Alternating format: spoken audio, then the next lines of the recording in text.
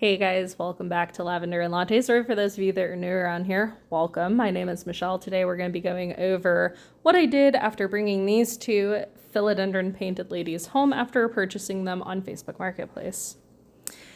Now, here I'm just showing you guys on the camera that one, the other one, that big one, a little putsy. It was actually given to me for free as a rehab plant. And then that small one is the one that I technically purchased for $5. I was really happy to receive a rehab. I was like super stoked. I was really excited. I love a good challenge. And you can see I'm checking the leaves really carefully. It's a little hard to see, but I did find red, what I thought originally was rust on the plant. And I was like, oh, okay, that makes sense. And then I realized that the rust spots were moving around and that the spots that I thought were actually rust were EFNs. Basically, an EFN is kind of like, for those of you that don't know, I want to get into like the super specific details, but it's nectrites, basically little pockets of nectar that plant is releasing to try and attract good, what we would consider pests, but bugs that would eat the pests. So those rust spots that I thought were rust spots, and I wish I had gotten a better video of it, but I was so tired at this point in the night. It was actually aphids. Aphids are these little red specks, and you see them moving around. I know that they're small, but I have very bad eyesight without my glasses. Like for those small things that are very close to my face, and that was pretty close. So I was sitting there rubbing the leaf, and I'm like, why is it smearing? I'm like, I've seen this before. I used to do this with the little bugs crawling around the plants outside at my parents' house when I was growing up. And I was like, oh, wait, it's aphids. So I went ahead and I got the neem oil out. I did not just spray it with neem oil, guys. Please do not spray neem oil without gloves. What I did first was I have a pest mix that I just spray around the house every once in a while, especially buying all of these plants online and stuff. But that plant, the pest mix consists of Dawn dish soap, or any dish soap really, water, and then equal parts of hydrogen peroxide and isopropyl alcohol. And that's what I sprayed initially, just to kind of like really like get them. And I sprayed everything because I'm going to tell you, I had these sitting in my car for a while. I had them sitting on the counter for quite a while. They were sitting in the same basket because it's what I use to secure my plants when I go to pick them up. So they were touching each other and everything else. I was just so scared. I ended up at some point enlisting the help of my husband. You might actually see him come over in a minute. I think, yeah, that's where I'm telling him, I need you to grab a trash bag, and then I need you to hold the trash bag kind of open. You see his hands duck in there. So that's Jeff has hobbies. But he went ahead and got me that trash bag. That way I could get the majority of the soil out. We'll end up, after I get all of that done, closing that up, and I'm going to make him get a gallon bag, and we're going to put that trash bag that's tied off into that gallon Ziploc bag because we had just taken the trash out that day, so it wasn't going to go back out. I didn't want to put it out on the back deck because I didn't want to infect anything out there either. I don't want aphids anywhere. My neighbors have plants downstairs, so this was a one and done sort of a deal. I was going to get it all in one fell swoop. I did actually end up messaging the seller.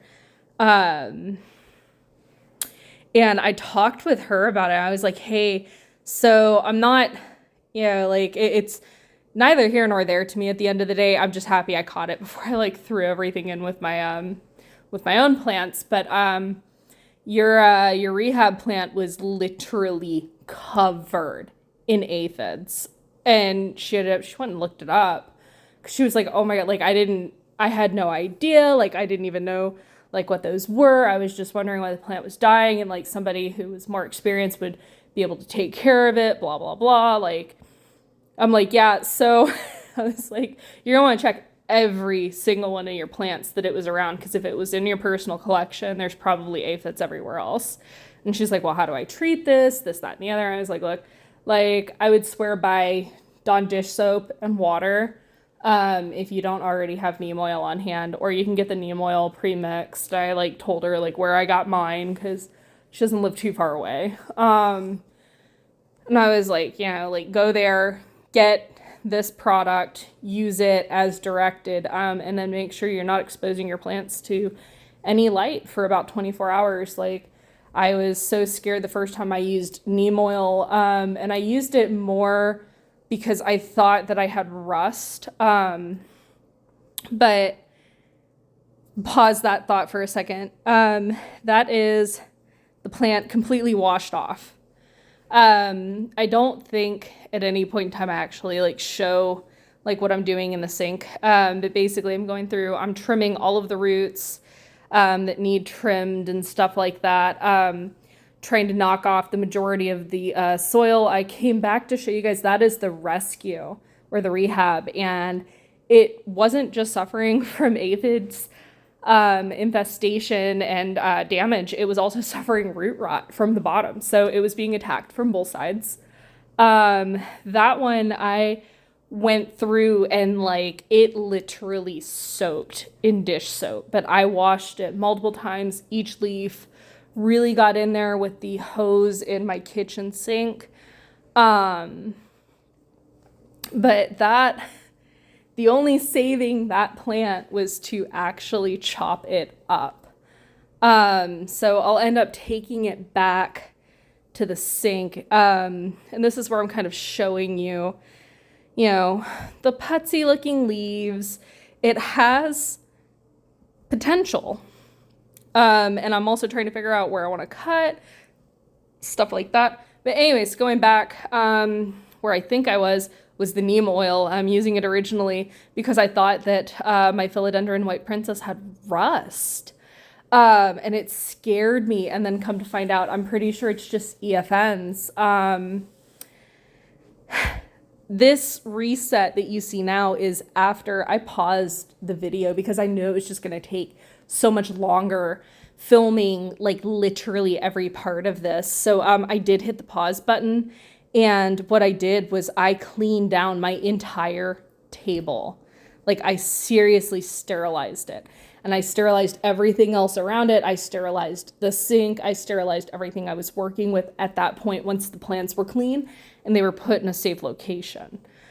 Now you can see I've chopped up the big rehab plant. There are bits and pieces that you probably won't see in most update videos. I think I got 2 stem cuttings with no leaves, but they do have nodes. I'm pretty sure they have nodes on them. It was really hard to tell through all of the damage, but I'm pretty sure I got it right. So those are actually in my node bin. And I have a separate propagation box specifically for, well, I say nodes, but like stems, my stem propagations. Now I'm going back over and I'm really making sure I get everything with that neem oil. Like I really want to ensure that this stuff is completely sterilized. I am so scared of like something happening to one of my other philodendron. And I'm like, no, like we're just not, I'm not going to let it happen. I'm just not. One of the things I'll tell you is that even through those, I think they're nitrile gloves, my hands do really burn when working with neem oil. I don't know if it's because it's getting through the glove. I'm trying to kind of like help air it out a little bit, kind of help dry it off. I think I end up taking it back over to the sink and rinsing off the majority of it. And I can't remember if that's like an instruction that I had been given to use, because I ended up having to reread the bottle. And there's quite a few instructions that come with it. Plus I have a website saved. If I can find out how to access it on my phone, I'll post the link in the description, or I will find something at some point to post for you guys on how to use the specific neem oil that I use. Anyways, I did rinse it back off. Now we have the pretty healthy one.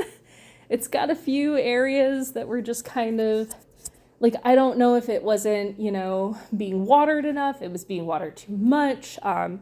If it also had the beginning stages of some sort of pest damage or fungus or something like that. It also got very, very clean.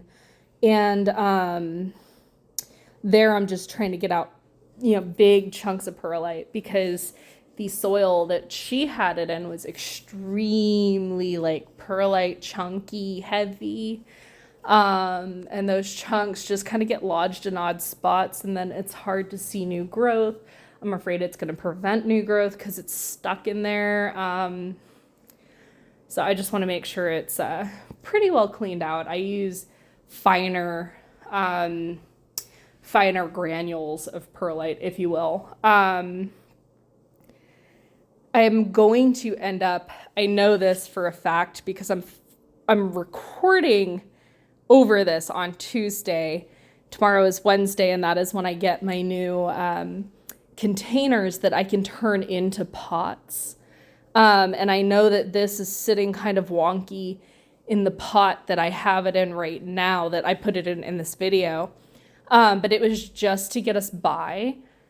I know that I'm going to have to repot it. So either within the month, it'll be repotted. And when I say the month, I mean December. Within the month of December, it'll be repotted into either one of my orchid pots that I've purchased that are already holes drilled or whatever into, or if it makes sense to do it into one of the pots that I'm getting tomorrow for Phil and Philomena, I'll be repotting it into one of those and just letting the roots establish in that. I really want over the winter for all of them to focus on their root growth instead of trying to just push out tons of leaves. That's what Phil's doing right now, is pushing out like 3 new nodes, and I was just like, stop. You're doing this because there's too much room in your pot. So that'll be what I'm doing tomorrow. I'm sure that a video will go up later, probably in the month of December, about that. But as you can see, I just have, those are actually Great Value brand cups. They're supposed to be the same size as those small squat ones from Solo Cup. Let me see if I could figure out how many ounces those are supposed to hold. It's a 9-ounce cup. I know it doesn't look like a 9-ounce cup, but it is a 9-ounce cup. So I'm just covering as much as I possibly can, of all the different nodes, the points where aerial roots come out with soil. And that's just to promote more root growth. I didn't use any rooting hormone. I'll end up for all of the painted lady philodendron. I'll end up taking all of the water from all of the cuttings that I have rooting right now, and I'll use half of that water to refresh the water in those, for the cuttings, and then I'll use the other half split amongst those painted ladies to help get them more roots and stuff like that. That'll be the last bit of water that I use on those. Obviously the one that, it has roots, that beautiful one right there that just got repotted, also going to have to give some fertilizer. I have been spraying every single one of them with silica fertilizer on the leaves. I heavily diluted it. I'm hoping that that helps to establish like really like, you know, healthy foliage coming in, or kind of save what is already there so that I don't have to put more in the prop box. I'd like to avoid that if at all possible. I've also not tried to root anything directly in soil to this point. I've tried perlite, and it did not, it lasted about a day, and then I stopped. So there is that. Now I'm just taking all of my other cups, which I think are also the same size, those 9-ounce cups, but they are the solo cup variety, and I'm gonna have to start putting all of these other cuttings into those. And, you know, once that's done, I have to water everything in, so take it back to the sink, make sure that the soil is nice and damp, and then I put them all into a prop box, so to speak, and I quarantine for a few days. Now they're back out in my actual room, where I get full sun all day because of the 2 different windows that I have. I actually have them sitting up on a window trying to dry them out a little bit, hoping that that doesn't burn them, but you know, it is what it is at the end of the day. I'm gonna win some, I'm gonna lose some, so I'm really like hopeful, but I think the one that I have the most hope for, in terms of really like just putting out healthy roots, healthy growth and stuff like that, is actually the top cut, which is in a small terracotta pot currently. I'm hoping that that helps to promote the root growth, really just like having that smaller pot, being able to really like take control of, you know, I can see when the pot's dried out, I can see when it needs water, and really just know like all the way through, like it's not sitting in extremely damp soil like some of these other ones might be. That is kind of the caveat with this, is I could have used sphagnum moss, but the problem is that I like to reuse my moss. I would never give it away to anybody like that, but I do like to reuse the moss when I'm trying to get things to propagate. And I didn't want to accidentally expose it to aphids because I didn't know how that was going to affect it. I'd rather have the soil exposed, and soil's a little bit cheaper than that moss. So there's, you know, all of that. And then, of course, at the end of everything that you see in this video, I'm going back through and I'm re-sanitizing all of the surfaces again. I think my husband thought that I had come just about off my rocker when I saw the aphids. Of course, his thing, you know, oh, why couldn't it be beefids? And it's just like, if you make that joke right now, like, I might throw something at you. Like, you better not. Had to warn him up front, like, no. But I think towards the end of this, had I kept the audio on instead of stripping it, you would have heard me make the beefid joke towards the very end and be like, well, took care of the aphids, at least there aren't any beefids.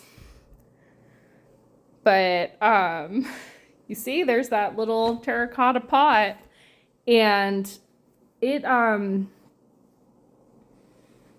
want to say that it was like, you know, the scariest thing that I've been through with like the plants and stuff. It's not. And I'm sure that there are more things to come. I think spider mites really, like, it kicked me so hard. Because my first lavender plant got it, and then the one that was doing just so well, no root rot, no anything, and it was just like, I babied that thing. And for it to get the spider mites too, and just like overnight that bloom, and like there was no saving it. So that kind of did me in for pests. And I'm just kind of like, yeah, it is what it is at this point. Like, we'll deal with it as we go. Hopefully it's not spider mites, but spider mites throwing everything away. Just kidding. But I am now trying to treat as I go pests, really inspecting everything. I will not mix my outdoor and indoor plants. I do mix my pots, but not my plants. And I really sterilize everything. Anyways, let this be a buyer beware kind of a lesson. I'm sure she didn't know. I'm pretty sure she was being honest about it. Like, she didn't know. And there's that prop box for the stem cuttings. What you see me taking out right there is actually the rhizomes for some string of hearts. And I put it inside of a terracotta pot. And I also have that in that back room now as well, because I quarantined it because I thought that it was infected with something. So everything went to quarantine for a hot minute and then it came back out. But let this be that lesson that you really check over everything that you're bringing home. And really, like, if someone's offering you a rehab plant, just know there's probably something seriously wrong with it. I ended up getting a second rehab plant recently that I think it's fine. I think it was just overwatered and I overreacted. But anyways, I hope you all enjoyed this, 22-minute video of me repotting these plants. And just kind of walking you through the various things that I did. Hopefully I can get better shots next time. But until then, do good. Be good, and when you fail, pray.